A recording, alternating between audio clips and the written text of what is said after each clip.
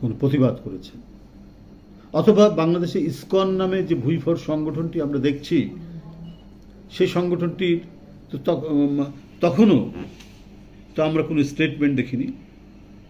কিন্তু যেই শেখ হাসিনা বাংলাদেশ থেকে পালিয়ে গেলেন, তার দুর্বিষহ দুর্বিনীত অপকর্ম, অনাচার, লুটপাট, মানুষ খুন, গুম, গুপ্ত হত্যার শিরোমণি হচ্ছেন শেখ হাসিনা। আওয়ামী মাফিয়াতন্ত্র যিনি প্রতিষ্ঠা করেছেন, সে চলে যাওয়ার পর তাদের এই তৎপরতা, এটাই উদ্বেগজনক, এটাই সারা দেশের মানুষকে ভাবিয়ে তুলেছে।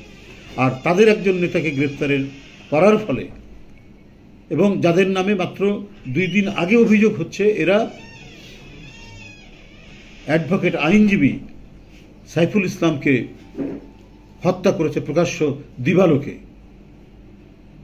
তো সেই সংগঠনের একজন নেতাকে গ্রেপ্তার করার জন্য পার্শ্ববর্তী দেশের পররাষ্ট্র দপ্তর এই ধরনের বিবৃতি দিচ্ছেন।